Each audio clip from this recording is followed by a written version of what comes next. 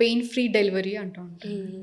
Epidural జనరల్గా pain free delivery అంటేనే epidural అనేది. సో అది ఎట్లా ఉంటుంది?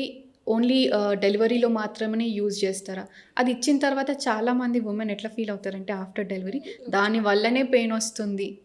నో యాక్చువల్లీ మా ప్రొఫెసర్ ఉండేవాళ్ళు, చాలా aged person. He use to tell, అంటే గ్రీక్ ఆ టైంలో ఉమెన్కి చైల్డ్ బేరింగ్ ఇచ్చారు God himself made women to suffer. So birth pains అనేది డెఫినెట్గా ఉమెన్ సఫర్ అవ్వాలి, అందుకే గాడ్ ఆమెని క్రియేట్ చేశారు అని అలా నమ్మేవాళ్ళు.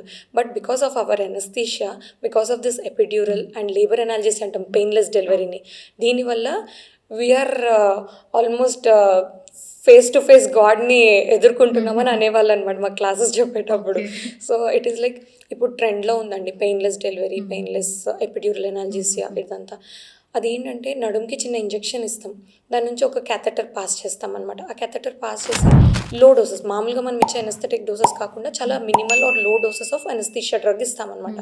అప్పుడు పేషెంట్ ఎలా అంటే కాంట్రాక్షన్ అనేది తెలుస్తుంది, బట్ పెయిన్ అనేది తెలియదు అనమాట. It will be like 80 to 8, not even 80-90% pain relief ఉంటుంది.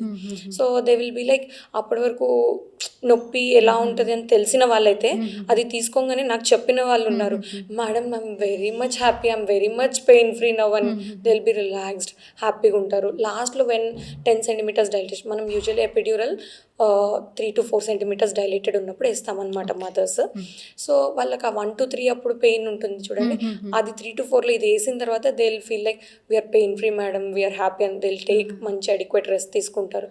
Last stage usually last 10 centimeters ఇంకా బేబీ అవుట్ అవుతుంది అన్న టైంలో మాత్రం we don't give any top ups అనమాట. నేను ఇందాక చెప్పాను కదా ఇంజెక్షన్ ఇస్తామని, అది ఇవ్వము. ఎందుకు అంటే they should know how to bear down, అంటే ఆ పుష్ అనేది ఇవ్వాలి కాబట్టి. మనం మళ్ళీ ఎనస్థెటిక్ డ్రగ్ ఇవ్వడం వల్ల వాళ్ళు పెయిన్ ఫ్రీ అయిపోయి ఆ పెయిన్ పుష్ తెలియదేమో అన్న చెప్పి, so last just baby out అయ్యే ముందర కొంచెం కట్ చేస్తాం.